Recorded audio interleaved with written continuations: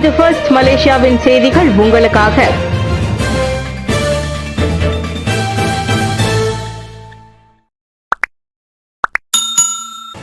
EPF மூன்றாவது கணக்கில் இருந்து 250 ரிங்கெட்டிற்கு மேல் மீட்க விரும்பினால் KYC வெரிஃபிகேஷன் முறை கட்டாயமாகும். ஊழியர் சேமநிதி வாரியம் EPF-இன் புதிய மூன்றாவது கணக்கான அக்கவுண்ட் பிளெக்சிபிளில் பாக்கி தொகையை பொறுத்து நினைத்த நேரத்தில் குறைந்தது 50 ரிங்கிட்டை சந்தாதாரர்கள் மீட்க முடியும். அப்படி சந்தாதாரர்கள் மீட்கும் தொகை அவர்களின் வங்கி கணக்குகளில் நேரடியாக போடப்படும் என EPF அறிக்கை ஒன்றில் தெரிவித்துள்ளது. மூன்றாவது கணக்கிலிருந்து 250 ரிங்கிட்டிற்கு மேல் மீட்க விரும்பும் சந்தாதாரர்கள் முதலில் KYC வெரிஃபிகேஷன் சரிபார்ப்பு முறையை கடக்க வேண்டும் என்பதும் கட்டாயமாகும்.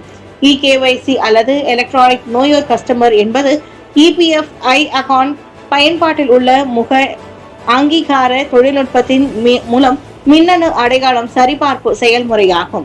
எப்படி இருந்தாலும் 30,000 ரிங்கெட்டிற்கு மேற்போகாத பணத்தை மீட்பதற்காக சந்தாதாரர்கள் EPF அலுவலகங்களுக்கு படையெடுக்க வேண்டியதில்லை.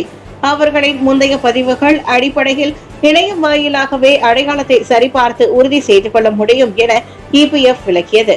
55 வயதிற்கு கீழ்பட்ட EPF சந்தாதாரர்களின் கணக்குகள் மறுசீரமைக்கப்பட்டு தேவைப்படும் போதெல்லாம் பணத்தை மீட்கும் வசதியை கொண்ட மூன்றாவது கணக்கு அண்மையில் அறிமுகம் கண்டது. தொடக்க கட்டமாக அக்கவுண்ட் செதித்ரா எனப்படும் இரண்டாவது கணக்கிலிருந்து குறிப்பிட்ட தொகையை அக்கவுண்ட் பிளெக்சிபிள் என்னும் மூன்றாவது கணக்கிற்கு மாற்றவும் விருப்ப அடிப்படையில் சந்தாதாரர்களுக்கு வாய்ப்பளிக்கப்பட்டுள்ளது. மே 11 முதல் ஆகஸ்ட் 31 முறை ஒரே முறை மட்டுமே அவ்வாய்ப்பு வழங்கப்படுவது குறிப்பிடத்தக்கது.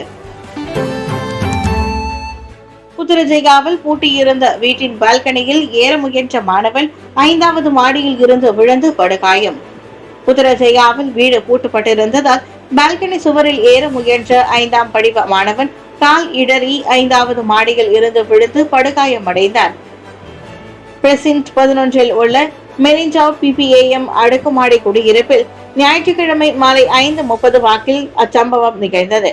வீட்டு சாவியுடன் தனது தாய் அடுக்குமாடியின் கீழ்த்தளத்தில் இருக்க அவசரத்தில் அவனாக முந்திக் கொண்டு வீட்டின் பின்பக்க பால்கனியில் ஏற முயன்றுள்ளான்.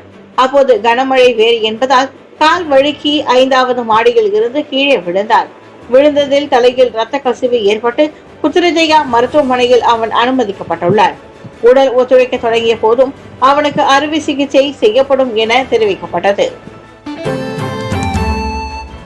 குவாலாபெராங்கியில் மாணவர் தங்கும் விடுதியில் தீ 10 மாணவர்கள் தெய்வாதீனமாக உயிர் தப்பினர்.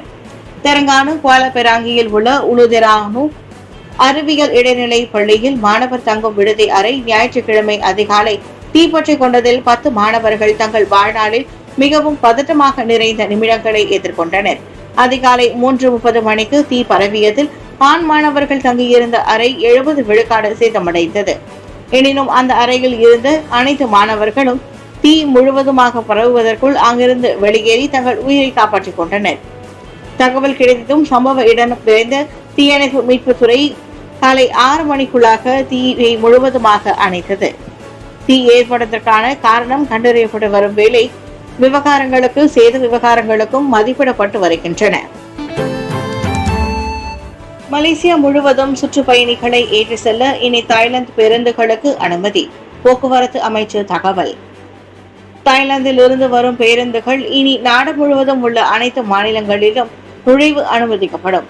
இதற்கு முன்கூட்டியே சம்பந்தப்பட்ட அதிகாரிகள் APAD எனப்படும் தரை போக்குவரத்து ஆணையத்திடம் விண்ணப்பம் செய்திருக்க வேண்டும். அந்த நுழைவு அனுமதி நாட்டின் எல்லைக்கு அருகில் உள்ள மாநிலங்களுக்கு மட்டுமல்ல, இதர அனைத்து மாநிலங்களையும் உட்படுத்தி இருக்கும் என போக்குவரத்து அமைச்சர் அந்தோனி லோக் தெரிவித்தார். சுற்றுலா பயண விவரங்கள், சுற்றுலா பயணிகளின் எண்ணிக்கை ஆகியவை அந்த விண்ணப்பத்தில் இடம்பெற்றிருக்க வேண்டும். எனினும் தாய்லாந்திலிருந்து வரும் வேன்கள் அதற்கு அனுமதி வழங்கக்கூடாது. உள்நாட்டு சுற்றுலாத்துறை பாதிக்கப்படாமல் இருப்பதை உறுதி செய்ய தாய்லாந்து வேன்களுக்கு அனுமதி மறுக்கப்படுவதாக அமைச்சர் தெளிவுபடுத்தினார். முன்னதாக தாய்லாந்து வரும் பேருந்துகள் கிளந்தானில் நுழைவதற்கான கட்டுப்பாடுகள் குறித்து விவாதிக்க மாநில அரசாங்கம் போக்குவரத்து அமைச்சுடன் பேச்சுவார்த்தை நடத்தும் என செய்திகள் வெளியிடப்பட்டது குறிப்பிடத்தக்கது. தாமதமாக சென்று விமானத்தை தவற விட்டுவிட்டு அதிகாரிகளை குறை சொல்வதா? பிரதமரின் மூத்த அதிகாரியை விளாசும் நெட்டிசன்கள்.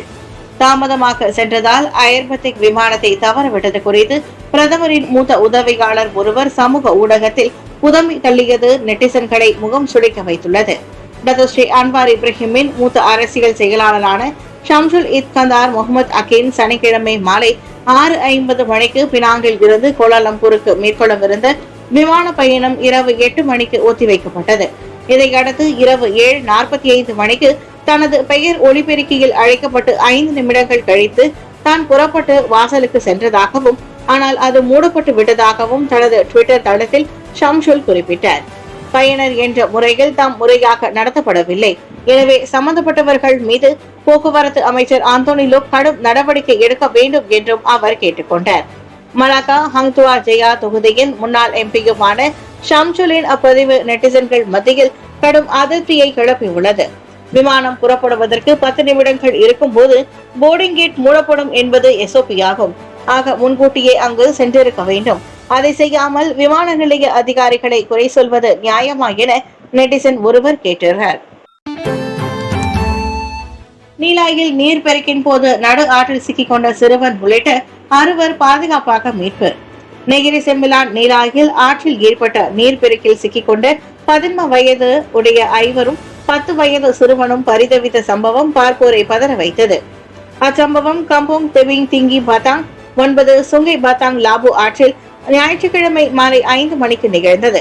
சம்பவத்தின் போது அவர்கள் 6 ஆற்றின் நடுவே இருந்த பெரிய பாறை கல்லில் நின்று விளையாடிக் கொண்டிருந்தனர். அப்போது திடீரென பெய்த கனமழையால் ஆற்றில் நீர் பெருக்கெடுத்து ஓடியதில் அவர்கள் அதே பாறையின் மீது சிக்கிக் கொண்டனர். நடு ஆற்றில் அச்சத்தில் உறைந்து போய் ஒருவருக்கொருவர் கைகளை பற்றி கொண்டு அவர்கள் நின்றிருந்த காட்சி நெஞ்சை பதற வைத்தது. தகவல் கிடைத்து சம்பவ இடம் விரைந்த தீயணைப்பு மீட்புத்துறை பாதுகாப்பு ஜாக்கெட்டுகளை பயன்படுத்தி ஹைலைன் முறையில் அவர்களை காப்பாற்றி வெளியே கொண்டு வந்தது. 6:40 மணிக்கெல்லாம் மீட்பு பணிகள் முழுமை பெற்று அந்த 6 மேல் நடவடிக்கைக்காக போலீசிடம் ஒப்படைக்கப்பட்டனர். சரவாக்கில் நண்பர்களுடன் ஆற்றில் மீன் பிடித்துக் கொண்டிருந்த ஆடவரை முதலை தாக்கியது. சரவாக் ஸ்ரீ அமானில் ஆற்றில் மீன் பிடித்துக் கொண்டிருந்த ஆடவரை முதலை அடித்து சென்றிருக்கலாம் என நம்பப்படுகிறது. சுங்கை செமுராங் பாங்காங் ஆற்றில் ஞாயிற்றுக்கிழமை மாலை இதர 3 நண்பர்களுடன் மீன் பிடித்துக் கொண்டிருந்த போது அந்த 32 வயது நபர் முதலையால் தாக்கப்பட்டு இழுத்து செல்லப்பட்டதாக தெரிகிறது. சம்பவ இடம் பாதிக்கப்பட்டவரின் வீட்டிலிருந்து 40 நிமிட பயணத்தை கொண்ட தூரத்தில் அமைந்துள்ளது. தீயணைப்பு மீட்பு துறைக்கு இரவு 7:30 மணி வாக்கில்தான் தகவல் தெரிவிக்கப்பட்டிருக்கிறது. நேற்று இருட்டாகி விட்டதாலும் இன்று காலை 8 மணி தொடங்கியே அங்கு மீட்பு பணிகள் மேற்கொள்ளப்படுகின்றன. என்ன நடந்தது என்பது குறித்து உடன் இருந்த நண்பர்களிடம் விசாரணை நடத்தப்படுகிறாயா என்பது தெரியவில்லை. ஓப்சாப்பு முறையான பயண பத்திரம் எதுவும் இல்லை. ஜொஹூரில் 40 கள்ள குடியேறிகள் கைது. ஜொஹூர் ஜெலாங் பத்தாவில் குடிநுழைவுத்துறை நடத்திய ஓப்சாப்பு அதிரடி சோதனையில் முறையான பயண பத்திரம் வைத்திராத 40 கள்ள குடியேறிகள் கைதாகினர். அவர்களில் 27 பேர் வங்காளதேச ஆடவர்கள், 7 இந்திய பிரஜைகள், 3 நேபாளிகள், 2 பாகிஸ்தானியர்கள், 1 சீன பிரஜை ஆவர். மொத்தமாக 246 வெளிநாட்டவர்கள் மீது சோதனை செய்யப்பட்டதில் 19 முதல் 40 வயதிலான அந்த 40 பேரும் கைதானதாக குடிநுழைவுத்துறை தெரிவித்தது.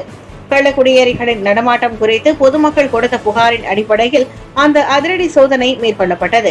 கைதான அனைவரும் மேல் விசாரணைக்காக செத்தியா டிராபிகா குடிநுழைவுத்துறை தடுப்பு முகாமுக்கு அனுப்பப்பட்டுள்ளனர். இவ்வேளையில் சுய விருப்பத்தின் பேரில் சொந்த நாட்டுக்கு திரும்பி அனுப்பப்படும் திட்டம் இவ்வாண்டு டிசம்பர் 31ஆம் தேதிக்குள் முடிவடைவதற்குள் அவ்வாய்ப்பை பயன்படுத்திக் கொள்ளுமாறு தகுதி பெற்ற கள்ள குடியேறிகள் கேட்டுக் கொள்ளப்பட்டுள்ளனர். தாதியர்களின் ஊழியம் நலன் குறித்து விசாரித்த விவகாரங்களுக்கு தீர்வு காண சற்று கால அவகாசம் தேவை என்கிறார் சுகாதார அமைச்சர். நாட்டில் தாதியர்கள் எதிர்நோக்கும் பிரச்சினைகளுக்கு தீர்வு காண்பதில் அரசாங்கம் உறுதியாக உள்ளது. எனினும் அதற்கு சற்று கால அவகாசம் தேவை என சுகாதார அமைச்சர் டத்தோஸ்ரீ டாக்டர் ஜுல்கிப்லி அகமது கேட்டுக் கொண்டுள்ளார். மக்களுக்கான சுகாதார பராமரிப்பு சேவையின் முதுகெலும்பாக தாதியர்கள் விளங்குவதை அரசாங்கம் நன்கறியும். எனவே அவர்களின் சம்பளம், ஓய்வூதியம், தொழில் முன்னேற்றம் உள்ளிட்ட நலன்கள் பேணப்படுவதை உறுதி செய்வது அரசாங்கத்தின் கடமை என்றார் அவர். அவ்விவகாரங்கள் படிப்படியாக தீர்க்கப்படும் என்பதற்கு தாம் உத்தரவாதம் அளிப்பதாக அமைச்சர் சொன்னார். நேற்று அனுசரிக்கப்பட்ட அனைத்துலக தாதியர் தினத்தை முன்னிட்டு வழங்கிய வாழ்த்து செய்தியில் டாக்டர் ஜுல்கிப்லி அதனை கூறினார். இம்மாதம் 11ஆம் தேதி தேசிய சிலம்பம் மலாக்கா மாநில சுற்றுலா வருகை கிண்ணம் போட்டி 2024 அலமாண்டா மண்டபம் ஜாசனில் வெற்றிகரமாக நடைபெற்றது. மலாக்கா மாநில போர்க்கலைக்கழகம், மாநில அரசு மற்றும் மலாக்கா மாநில விளையாட்டுத்துறை அமைச்சு ஏற்பாட்டில் இவ்வாண்டு மலாக்காவில் சிறப்பாக நடைபெற்றது.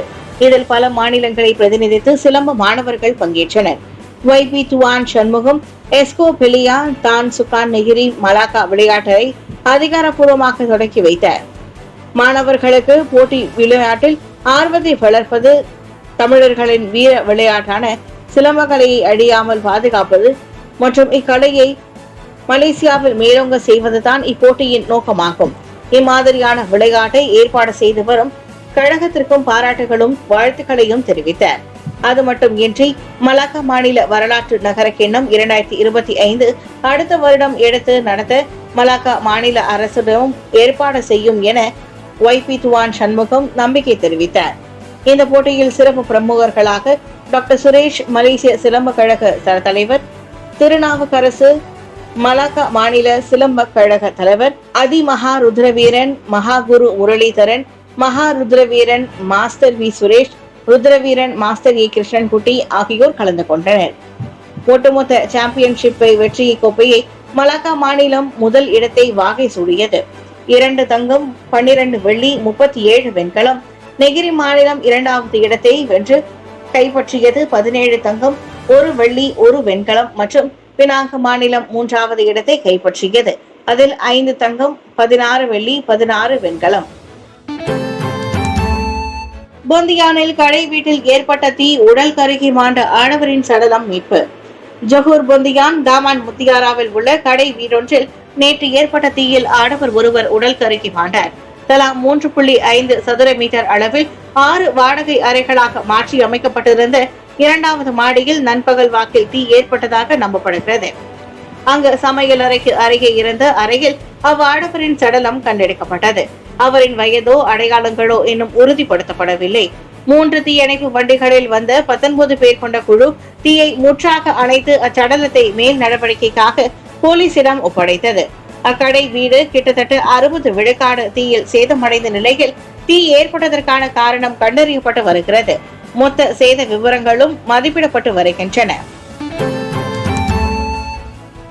மாமன்னரின் ஒப்புதல் இல்லாமல் பெறப்படும் வெளிநாட்டு விருதுகளும் பட்டங்களும் பதக்கங்களும் இங்கே செல்லுபடியாகாது. மாட்சிமை தங்கிய மாமன்னரின் ஒப்புதல் இல்லாமல் வெளிநாடுகளில் இருந்து பெறப்படும் கௌரவ விருதுகளும் பட்டங்களும் பதக்கங்களும் இந்நாட்டில் செல்லுபடியாகாது.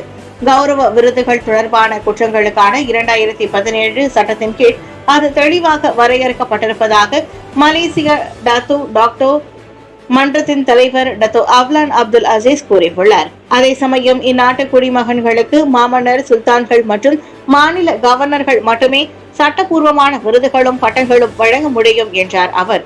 கௌரவ விருதுகளும் பட்டங்களும் தவறாக பயன்படுத்தப்படும் கலாச்சாரம் அதிகரித்து வருவது குறித்து கேட்டபோது அவர் அவ்வாறு சொன்னார். அது கலாச்சாரத்தோடு மாமன்னரின் ஒப்புதல் இல்லாமல் வெளிநாடுகளில் இருந்து பெறப்பட்ட விருதுகளையும் பட்டங்களையும் இங்கே பெயருக்கு முன்னாலும் பின்னாலும் போட்டுக்கொள்ளும் பழக்கமும் முறியடிக்கப்பட வேண்டும். மேற்கண்ட சட்டம் 2018ஆம் ஆண்டே அரசு பதிவேட்டில் இடம்பெற்றுவிட்ட போதிலும் அது இன்னும் முழுமையாக அமல்படுத்தப்படவில்லை. அதற்கு மாநில அரசுகளின் ஒத்துழைப்பு முக்கியம் என டத்தோ அவ்லான் சொன்னார். அச்சட்டத்தின் கீழ் தவறிழைக்கும் போருக்கு குற்றத்தின் கடுமையை பொறுத்து 5 லட்சம் ரிங்கிட் வரையில் அபராதமும் 20 ஆண்டுகள் வரையில் சிறை தண்டனையும் விதிக்கப்படலாம்.